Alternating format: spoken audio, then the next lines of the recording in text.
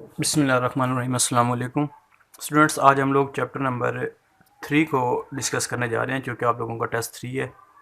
तो टेस्ट 3 के अंदर हमारा चैप्टर नंबर जो 3 है उसमें बोर्ड के हिसाब से जो टोटल एमसीक्यूज़ आते हैं चैप्टर नंबर 3 में से, तो उसमें एक एमसीक्यूज़ होता है।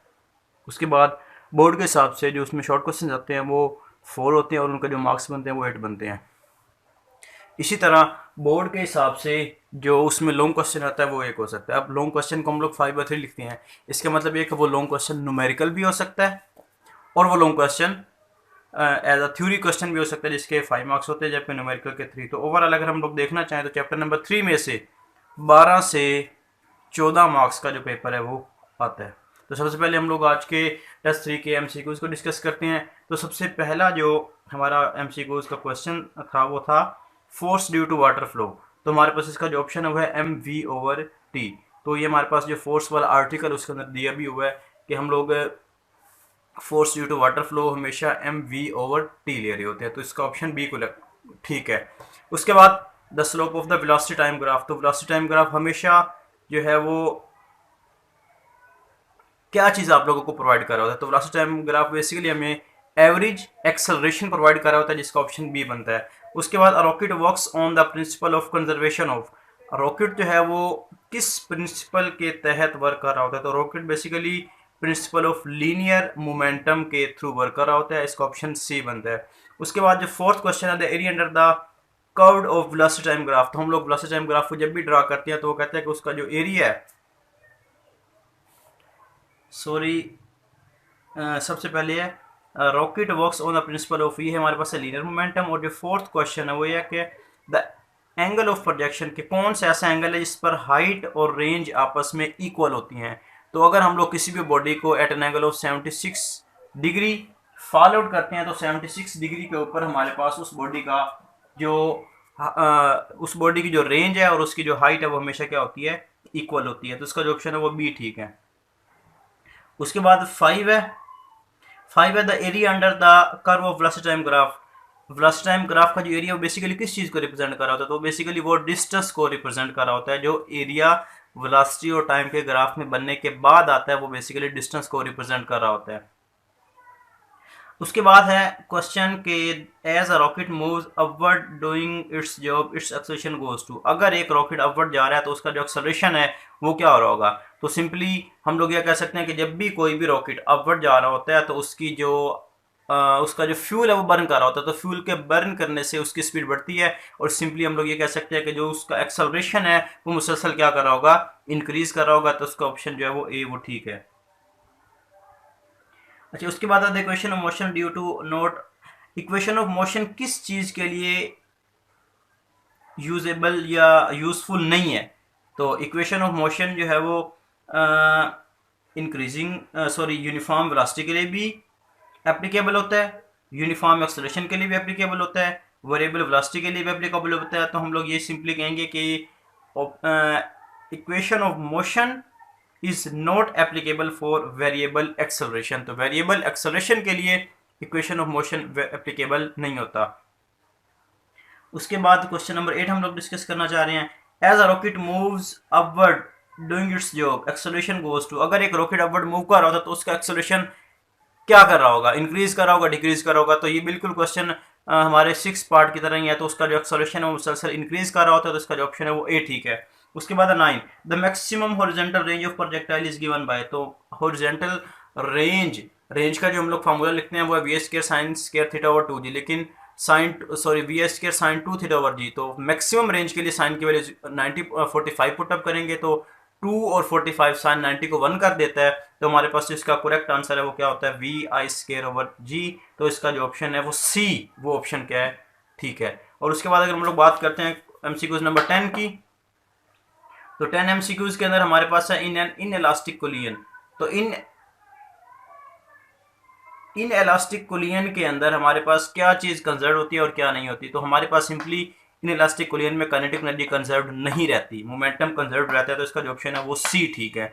तो ये हमारे पास जो पार्ट था वो किस चीज का था, ये पार्ट हमारा तमाम के तमाम एमसीक्यूज का था। तो उसके बाद हम लोग जो डिस्कस करना चाह रहे हैं वो है हमारे पास शॉर्ट क्वेश्चंस। तो जो शॉर्ट क्वेश्चन है उसमें सबसे पहले difference between uniform and variable velocity. तो हम लोग इसको थोड़ा सा बोर्ड पे भी टच करते हैं।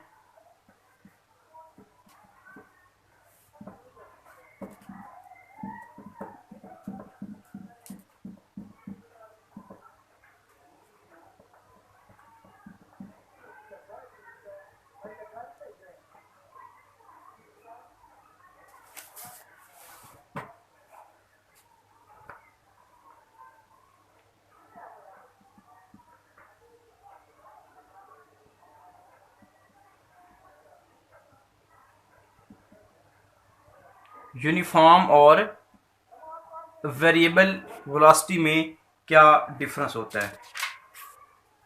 तो यूनिफॉर्म वेलोसिटी क्या होती है? If a body covers equal displacement in equal interval of time. अगर एक body equal displacement equal interval of time में कवर कर रहा है तो वो उस बॉडी की क्या होती है? यूनिफॉर्म वेलोसिटी होती है। और सेम एज अगर हम लोग बात करते हैं वेरिएबल वेलोसिटी की, तो हमारे पास if a body does not cover equal displacement in equal interval of time then it is called variable velocity. तो what is projectile motion? Simply अगर हम लोग क्वेश्चन नंबर 2 की बात करते हैं तो 2 डायमेंशनल मोशन जो होती है किसी भी बॉडी की, 2 डायमेंशनल मोशन लाइक एज कि हमारे पास ये एक एक्स कंपोनेंट है, ये वाई कंपोनेंट है, लेकिन अगर एक बॉडी एक्स और वाई के दरमियान दोनों में मूव कर रहा है तो जो 2 डायमेंशनल मोशन होगी हमारे पास किसी भी बॉडी की, वो उसकी क्या होती है? प्रोजेक्टाइल मोशन होती है। और उसके बाद हमारे पास एक शॉर्ट क्वेश्चन है। ये शॉर्ट क्वेश्चन हम लोग अब डिस्कस करने जा रहे हैं। ये एक्सरसाइज में भी गिवन है कि motion with constant velocity is a special case of motion with constant acceleration. Motion with constant velocity is a special case with constant acceleration. तो हम लोग इसको ये जो है ना, इस क्वेश्चन नंबर 3 का जो आंसर है वो हमारे पास जो बुक की एक्सरसाइज है वो उसका क्वेश्चन नंबर 3.7 बनता है। तो यस, वो कहता है कि यस ये जो स्टेटमेंट है वो बिल्कुल करेक्ट है कि अगर एक बॉडी कांस्टेंट वेलोसिटी से मूव कर रहा हो, कि अगर एक बॉडी कांस्टेंट वेलोसिटी से मूव कर रहा हो तो उसका जो एक्सेलरेशन है वो क्या होता है? 0 होता है। तो इसका मतलब ये कि जो स्टेटमेंट है वो भी ठीक है और हमारे पास ये जो आंसर है वो बिल्कुल जिसका एग्जिस्ट कर सकता है, वो कांस्टेंट एक्सेलरेशन हो सकती है अगर एक बॉडी हमारे पास से, since 0 is constant therefore the motion of the constant velocity special case. तो इसका मतलब ये है कि अगर वेलोसिटी कांस्टेंट है तो एक्सेलरेशन 0 होगा, तो 0 भी कांस्टेंट है तो इसका मतलब है कि ये केस एग्जिस्ट कर सकता है। तो बैलिस्टिक मिसाइल क्या होता है? तो ये भी हमारे पास ये जो क्वेश्चन है ये हमारे पास आर्टिकल जो है आई थिंक बैलिस्टिक मिसाइल क्या होता है? Unpowered and unguided missile. Unpowered and unguided missile is called ballistic missile. और उसके बाद यूनिफॉर्म और वेरिएबल वेलोसिटी। तो ये क्वेश्चन जो वो दोबारा रिपीट किया गया तो इसको छोड़ देते हैं हम लोग। उसके बाद है explain the conservation linear momentum. आप लोगों ने कंजर्वेशन ऑफ लीनियर मोमेंटम, ये एक मुकम्मल लॉन्ग क्वेश्चन है, वो इसलिए बात है आर्टिकल का नाम इसी से दिया गया तो आप लोग इसको प्रूव कर सकते हैं। उसके बाद हमारे पास ये जो न्यूमेरिकल है, न्यूमेरिकल नंबर ये न्यूमेरिकल नंबर 3.7। तो न्यूमेरिकल नंबर है, ये लॉन्ग क्वेश्चन की हम लोग बात कर रहे हैं, बुक का है वो 3.7 है। तो उसमें फार्मूला सिंपली क्या लगता है? आप लोगों को V2 प्राइम आप लोगों ने फाइंड आउट करना है और V2 प्राइम का जो हमारे पास डायरेक्ट फार्मूला होता है वो 2m1v1 divided by m1 plus m2। ये भी गिवन है, ये भी गिवन है, ये भी गिवन है और ये भी गिवन है। तो इससे आप लोग डायरेक्ट V2 की वैल्यू फाइंड आउट कर सकते हैं और V2 प्राइम की जो वैल्यू है वो 2.2 × 10⁴ मीटर पर सेकेंड होती है। तो इस तरह हमारा जो चैप्टर नंबर 3 है वो कंप्लीट हो जाता है। Thank you so much. अल्लाह हाफिज़।